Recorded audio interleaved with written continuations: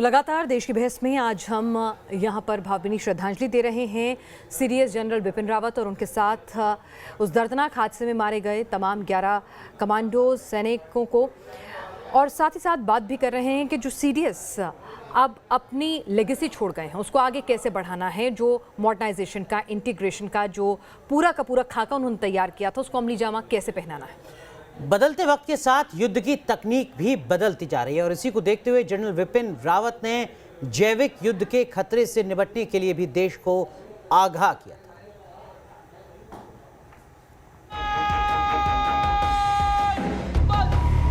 General Bipin Rawat दुश्मन की हर चाल पर पैनी नजर रखते थे और जाते जाते वो देश को बायोलॉजिकल वॉर के खतरे को लेकर आगाह कर गए थे। उन्होंने कहा था कि भविष्य में जैविक युद्ध की बढ़ती आशंका से निपटने के लिए भारत को बड़ी तैयारी करनी होगी। Is this also becoming the new kind of warfare? And if this is the future warfare and that biological warfare is somehow beginning to take shape, then once again I think we amongst our BIMSTEC nations need to act together and strengthen our effort to make sure that our nations do not get affected by such kind of diseases, virus, and we must be able to protect ourselves from any such thing happening. अपने निधन से एक दिन पहले ही general Bipin Rawat ने दक्षिण Asia के 5 प्रमुख देशों के समूह बिमस्टेक की बैठक में पैनेक्स 21 में यह बयान दिया था। दरअसल कोरोना महामारी को चीन का जैविक हथियार माना जा रहा है और ये भी कहा जा रहा है कि तीसरा विश्व युद्ध जैविक हथियारों से ही लड़ा जाएगा। ऐसे में देश को अब इसकी भी तैयारी करनी होगी। तमाम खास मेहमान हमारे साथ बने हुए हैं। शिवाज सर, एक चीज मैं आपसे समझना चाहूंगा, सीडीएस पद का जो गठन है, क्रिएशन है, उसको करने के पीछे की एक वजह यह भी थी कि जो सिस्टम की लाल फीताशाही होती है उसको भी खत्म किया जाए, साथ ही साथ सेना के तीनों अंगों में बेहतर कोऑर्डिनेशन किया जाए। नए सीडीएस के सामने आपको लगता है कि ये भी चुनौती होगी कि उस लाल फीताशाही पर भी ध्यान रखा जाए, साथ ही साथ तीनों अंगों के बीच जो तालमेल है उसको भी बेहतर बनाए रखा जाए, ठीक जनरल बिपिन रावत की तरह। बिल्कुल, इसमें कोई शक नहीं दैट इंटीग्रेशन और आपस में तालमेल से जब वो बने थे चीफ ऑफ डिफेंस स्टाफ तो सबसे बड़ा चैलेंज ही ये था क्योंकि आर्मी, एयरफोर्स, नेवी तीनों बहुत ही काबिल हैं मगर वो अकेले लड़ने के लिए काबिल थे। जॉइंटमैनशिप इतनी नहीं थी जितनी जरूरत होनी चाहिए और इसकी रिक्वायरमेंट थी, तभी तो सीडीएस को बनाया गया और बाकी देश तो बना चुके हैं काफ़ी पहले।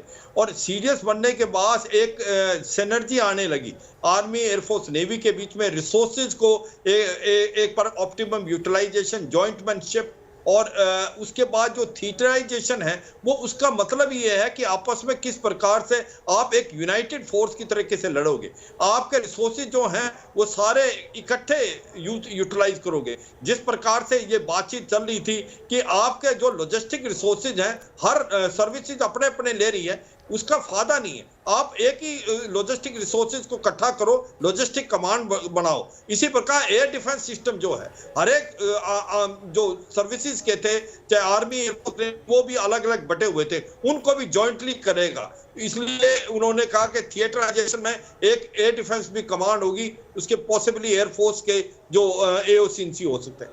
मतलब ये है कि मॉडर्नाइजेशन और उसके बाद आपका इंडियनाइजेशन, सिनर्जी, जॉइंटमैनशिप, यही इनकी रिक्वायरमेंट है सीडीएस की। और जो बात अभी वो जाते जाते बता गए वो एक काबिल तारीफ थी कि बायोलॉजिकल वारफेयर की। वो जैसे उन्होंने बताया, इशारा किया कि चीन में हो सकता है ये वुहान की लैब से जानबूझ के ये वेपन छोड़ा गया है। अगर ये हथियार है तो आने वाला लड़ाई एक बायोलॉजिकल वारफेयर हो सकता है और बायोलॉजिकल वारफेयर के लिए अगर आप प्रिपेयर्ड नहीं है, इसको बोलते हैं चीप कंट्री न्यूक्लियर वेपन, तो आपको बहुत हानि होगी। इसलिए आज का नया वेपन जो है केमिकल और बायोलॉजिकल वारफेयर एक वर्ल्ड के लिए बहुत बड़ा चुनौती है और इसका आपको काउंटर मेजर निकालना पड़ेगा। और मुझे लगता है ये रिक्वायरमेंट है, भारत भी इसकी तरफ ज्यादा से ज्यादा काम करे और सोच विचार करे कि ऐसा अगर हथियार यूज होता है एनिमी के द्वारा, क्योंकि चीन किसी हद तक कुछ भी कर सकता है और स्पेशली वो साइबर वारफेयर, वो rocket force, missile force, hybrid warfare, grey zone warfare, इसके लिए चाइना माना हुआ है। आपको इसको काउंटर करना है तो आपको एक स्ट्रेटेजी बनानी पड़ेगी, एक जॉइंट स्ट्रेटेजी में। आप ही की बात को मैं आगे लेकर जाती हूं। भारत बढ़ रहा है जी, और यही एक काबिले तारीफ है कि जॉइंटमैनशिप, सिनर्जी, इंडियनाइजेशन, ये जो चीजें हैं। और बिल्कुल मैं आप ही की बात को आगे लेकर जाती हूँ। सिवात साहब, अशोक चौधरी जी भी हमारे साथ जुड़े हुए हैं।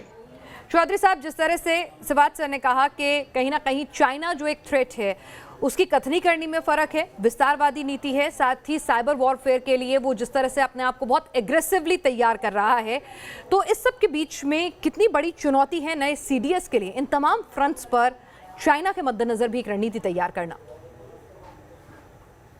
सही है, ये चुनौतियां काफ़ी समय से हैं और इसको हमारी भारत की फौज एनालाइज करती रहती है। और आप अगर देखें तो जो बिपिन रावत साहब थे, उनका जो रिस्ट्रक्चरिंग ऑफ फोर्सेस जो शुरू किया था, ये सारी चीज़ें जो अभी बातें हुई हैं उनको इन्वॉल्व करने की बात थी। उसमें complete modernisation of arm forces, चाहे और उसको इस तरह से रिस्ट्रक्चर करना कि थिएटराइजेशन हुआ या जो नए इक्विपमेंट आएंगे उसको कैसे कहाँ पर डालना है, ये सब बड़ा इम्पॉर्टेंट फैक्टर था रिस्ट्रक्चर करना।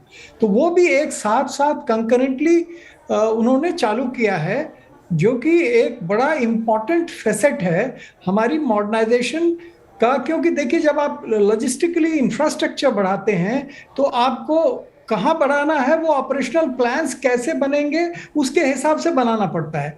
उसी तरह से रिस्ट्रक्चरिंग ऑफ फोर्स जब करते हैं, जो अभी शुरुआत हो गई है, उसमें हमने ये सारी चीज़ें, चाहे वो रॉकेट फोर्स था, strategic rocket force with adequate warheads, with IRBM capabilities और रैपिड डेवलपमेंट फोर्सेस, ये सब चीज़ रिस्ट्रक्चरिंग में आता है। तो आप देखेंगे कि एक बड़ा ही सुनियोजित ढंग से रिस्ट्रक्चरिंग, मॉडर्नाइजेशन और ये दोनों काम एक साथ चल रहे थे। थिएटराइजेशन, ये सब कंकरेंटली चल रहे थे। वो जो तमाम फैक्टर हैं, जो तमाम सेक्टर हैं जिन पर सीडीएस को काम करना था, आप कह रहे हैं कि उन तमाम क्षेत्रों में लगातार काम हो रहा था।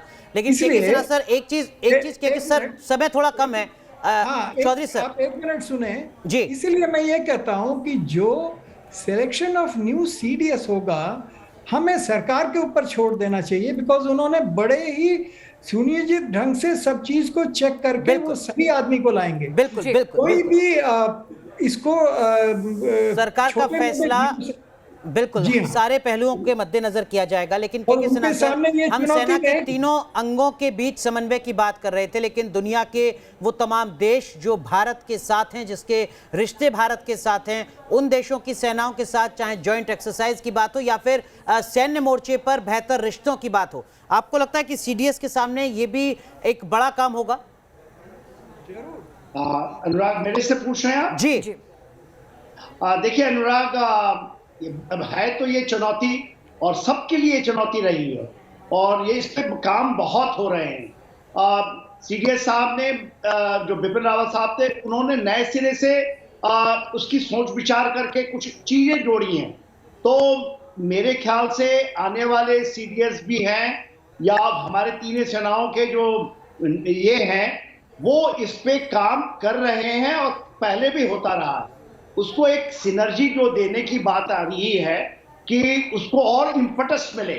और मेरा मानना है, जो जैसे बीजीएमओ साहब कह रहे थे, चौधरी साहब, कि हमें गवर्नमेंट के ऊपर छोड़नी चाहिए। देखिए, ये चीजें ऐसे नहीं हुई कि हमने किया और शुरू हो गया जी। नहीं, ये तो सीरियस भी तो आए, बिकॉज देखिए सुनिए इस चीज को समझना बहुत जरूरी है। ये निकली बाहर से, हमारे बीच से आवाज थी, इसको किसने ला करके छोड़ा? सीडीएस की स्थापना बहुत दिनों से करनी थी, हेडक्वार्टर आईडीएस आया था, बिल्कुल, मगर इसके ऊपर में बिलीव करके छोड़ना।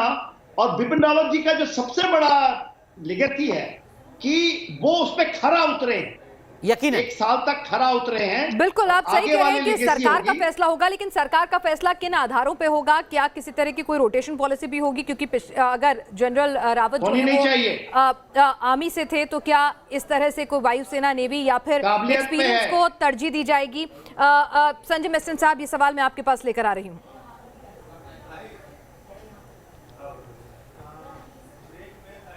देखिए, सरकार जब ये सिलेक्शन करेगी, कुछ चुनौतियाँ तो कुछ चीज़ें शायद वो ध्यान में रखेंगी। एक तो सीनियरिटी, तो सीनियरिटी में तो मैंने आपको बता दिया कि जो प्रेजेंट आर्मी चीफ है वो सबसे सीनियर है। दूसरा, रोटेशन ऑफ सर्विसेज। क्या अभी देश मतलब भारत सरकार को आर्मी का ही रिप्रेजेंटेटिव चाहिए या दूसरी 2 सर्विसेज से चाहिए? अगर दूसरी 2 से चाहिए तो उनका भी तजुर्बा तो बिल्कुल है ही नहीं, क्योंकि एक ने अभी टेक ओवर किया है और दूसरे ने अभी 2 महीने हुए एयरफोर्स वाले ने, तो वहाँ पर ये प्रॉब्लम होगी।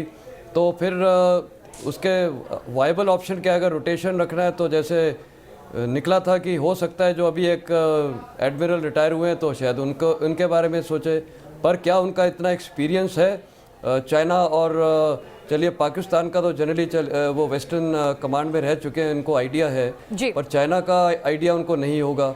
तो ये सारी चीज़ें रखते हुए, और काबिलियत तो खैर देखनी ही है, और इस लेवल पे मेरे ख्याल सबकी काबिलियत काफ़ी अच्छी ही होती है, तो ये इजी डिसीजन नहीं होगा। और जिस प्रकार जनरल चौधरी ने भी बोला और मैंने भी शायद बोला था, गवर्नमेंट ये सारी चीज़ों पे बहुत विस्तार से ध्यान देगी और मेरे ख्याल वो सही सीडीएस का चुनाव करेंगे। इसमें शायद थोड़ा टाइम भी लग जाए, क्योंकि अगर वो एक सीडीएस को चुनते हैं, मान लिए आर्मी चीफ को करते हैं, तो उनकी जगह उनका रिप्लेसमेंट कौन होगा उसको भी ध्यान में रखना होगा, कब वो रिटायर हो रहे हैं, ये बहुत चीज़ें होती हैं। लेकिन मेरे ख्याल अच्छा चुनाव होगा। जब बात रोटेशन की हो रही थी तो आप थोड़ी आपत्ति जाहिर कर रहे थे। जनरल रावत के शूज को फिल करना पड़ेगा। देखिए, मेरा मानना संक्षेप में सर अगर बता सकें। फॉर गॉड से, प्लीज फॉर गॉड से, इसको आप टीवी के डिबेट ना बनाएं, नामों को उछाले नहीं, आप छोड़ दीजिए प्लीज। ये कंट्रोवर्सी में नहीं आना चाहिए, और ये यदि कंट्रोवर्सी में आया तो पूरा का पूरा जो सीडीएस का है वो डिफीट हो जाएगा। और वही चीज लिगेसी एंड ऑल, देखिए बहुत सक्षम है हमारी सरकारें, वो सब सेलेक्ट कर सकते हैं और सबको मान्य होना चाहिए। ये सीनियरिटी, ये वो, इन चीजों को प्लीज फॉर गॉड से छोड़ दीजिए। चलिए, तो यहाँ पर हमारे एक्सपर्ट्स का ये भी कहना है कि सरकार को फैसला लेने दीजिए योग्यता के आधार पर, और उन्होंने निश्चित तौर पर जब ये सीडीएस की पोस्ट डिफाइन की होगी तो उसके साथ कुछ ना कुछ गाइडलाइंस, कुछ नियम कायदे जो है जरूर डिफाइन किए होंगे, क्योंकि आप कोई भी पोस्ट खाली नहीं रह सकते, उसके बाद उसका सक्सेसर किस आधार पर चुना जाएगा, वो तमाम चीजें फैक्टर इन हुई होंगी यकीनन। लेकिन जो भी नए सीडीएस होंगे उनके सामने चुनौतियां होंगी, जैसा कि हमारे खास पैनलिस्ट बता रहे हैं। एक तो सीडीएस जनरल विपिन रावत की जो लीगेसी है, जो उनकी विरासत है, उसको किस तरीके से आगे लेकर जाना है, जो जनरल विपिन रावत का विजन रहा है उस विजन को कैसे आगे बढ़ाना है, और जो चुनौतियां एक देश के तौर पर, एक राष्ट्र के तौर पर भारत के सामने है, उन तमाम चुनौतियों से भी कैसे निपटना है। बहुत बहुत शुक्रिया आप सभी मेहमानों का जुड़ने के लिए, और नए सीडीएस के सामने क्या कुछ संभावित चुनौतियां हो सकती हैं सरल शब्दों में दर्शकों को समझाने के लिए। और एक बार फिर से सीडीएस जनरल विपिन रावत, उनकी पत्नी मधुलिका रावत और तमाम 11 सैनिकों को न्यूज़ नेशन की तरफ से शोकाकुल श्रद्धांजलि।